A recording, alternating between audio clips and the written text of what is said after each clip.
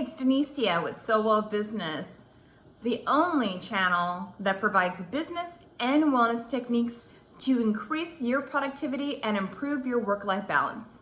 Have you ever wondered why some people are calm and collective while others are completely reactive during stressful times? In this video, I'll share mental health tricks that will allow you to make sure that you're focused and at peace during good and bad times. Tip number 1 is be healthy and do your best. This subject brings up so emotions for me. It's so important that you get this lesson.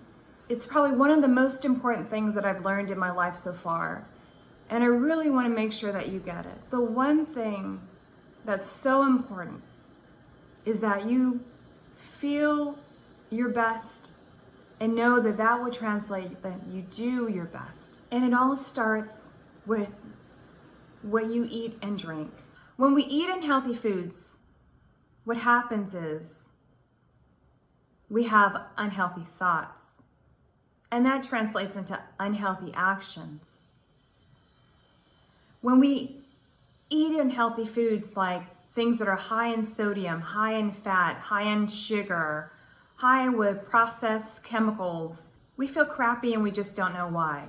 In a way, you can look at it as if we're giving our body unhealthy foods, it feels unloved. It doesn't feel very good. When you read your food and beverage labels, ask yourself these questions.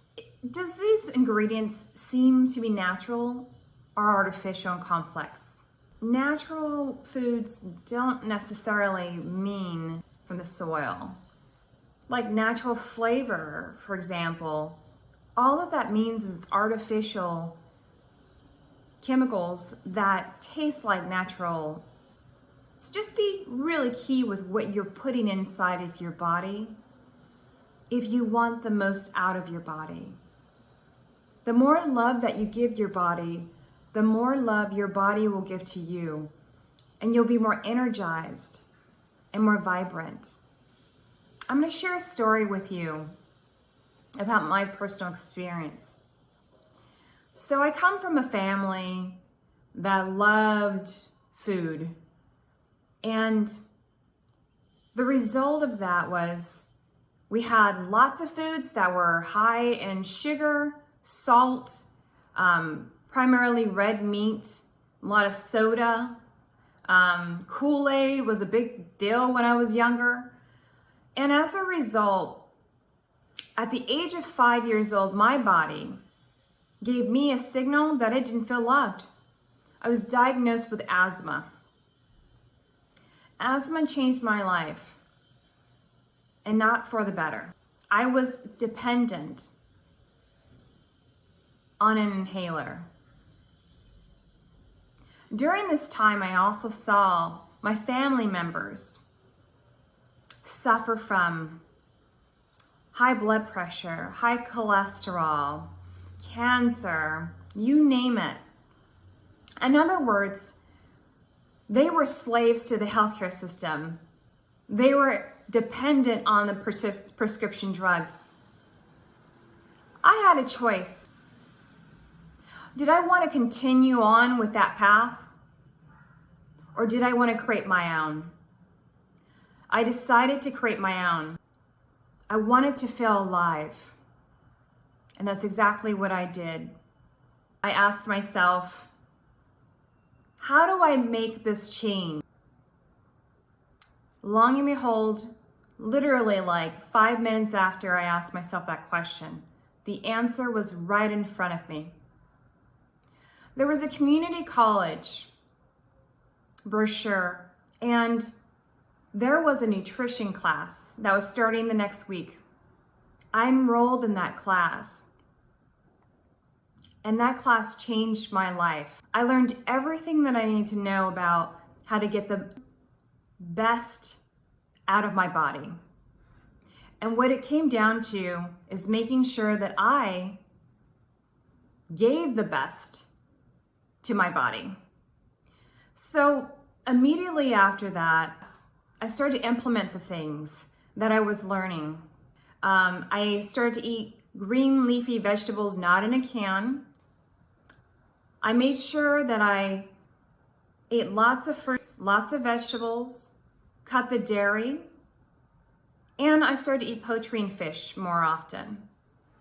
I actually started to reduce the intake of my meats and make it more of a variety. I started to have a lot more vegetables in my foods and kind of spiced it with different flavors that were healthy for me, that were sodium free. And what happened a year later was an absolute miracle. With implementing that and exercise every other day for 45 minutes to an hour, my symptoms of asthma were completely gone. And I have been asthma free. It's been over 20 years. And I want to share this tip with you because I know that we don't talk about this in our society, of how important it is to really take care of ourselves and how that really correlates to better performance in our work, home, and at play. Did you know that some mental illnesses have been caused by having a poor diet?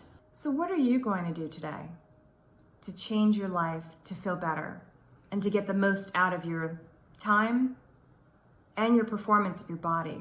Tip number 2 is know thyself. It's really important to know who you are, how you show up in the world. What's your values? What's your communication style? What's your personality like? What are your strengths and what are your weaknesses? It's really difficult to see the bigger picture of who you are and know if your mental health is on point or if it's not, if you just don't know yourself. So take some time to really understand who you are as a person and how you fit into the world. You're a unique and beautiful soul worth getting to know. You're not a robot, but if you like to be a robot, you can always robot with me.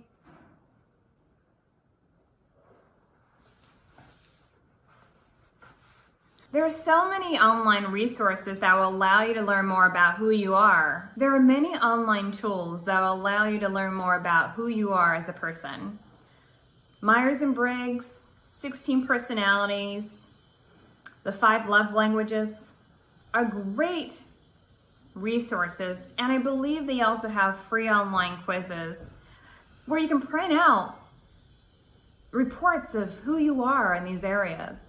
And the fun thing is being able to test it by giving it to friends and family and seeing what their thoughts are. If you find this is helpful, I have some special techniques that are coming up. Like and subscribe to the channel and stay tuned. Tip number 3 is very good indeed. And that tip is boundaries. Boundaries allow you to feel aligned and safe with your values and your needs. Boundaries is the ability to say no to the things that feel unsafe and unhealthy for you. And that's so important to know. It's so important to know that establishing and reinforcing boundaries is so key to your happiness. When you're able to really establish boundaries, you're able to have the freedom to communicate your needs and your concerns in a healthy and calm manner. This is life-changing. It allows you to know that you can control your environment. And if someone oversteps your boundary and you don't feel comfortable with that you can walk away or do whatever you need to do to make sure that you're taking care of yourself, that you're taking your power back, that you're no longer allowing other people to control the way that you feel, and that you also give the person or the group or whoever it is a chance to really make things right with you and for you. Boundaries is a powerful thing that most of us don't really talk about. So being able to really understand boundaries and what works well for you is really connected to what I talked about before, is understanding yourself and then kind of taking it from there. When you have boundaries, you have the ability to create more peace of mind and goodness for yourself. Tip number 4 is hire an expert.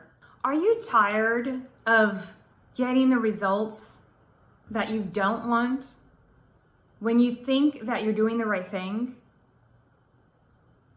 Are you tired of making your life a miserable hell with frustration and you just don't know where to turn?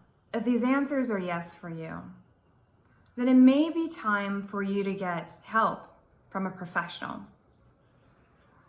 A coach, a counselor, or a therapist are great ways of making sure that you get someone who has an expertise with mental health and allow someone to come in that may have a bird's eye view to be able to see the things that you just didn't see. And if you're looking for someone who is really deeply into the mental health sector, a therapist might be the best bet for you. As a young child, I remember my parents being told by a Caucasian counselor that it would be a good idea for us to go to family therapy. But what happened was that we never went.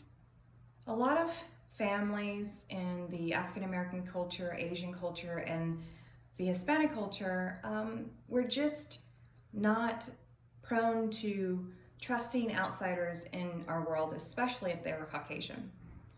And so we struggled. We didn't have a chance to really kind of work through a lot of the things that we needed to emotionally. When I turned 19 years old, I had a chance to go to a therapist. I didn't tell any of my family members. I just did it on my own for me. It was the best thing because I was able to quickly get to the situations that were causing a lot of hardship in my life. And so if you're watching this video or if you're listening to the podcast and you have a similar situation, just know that you have choices and that sometimes being able to just intuitively go with your gut will get you to a better place. So, speaking of therapist, if you're not quite sure where to go for a therapist, I'd say Katie Morton, she's a YouTube host here. She has some really great videos on mental health and therapy. She also has some package deals that you may want to look into. Well, that's it. Those are your mental health tips for the day. I hope that you've enjoyed this video and also podcast. I want to thank you for being here. Yes, and subscribe to our page. Until the next time we meet, be beautiful and be well. Bye.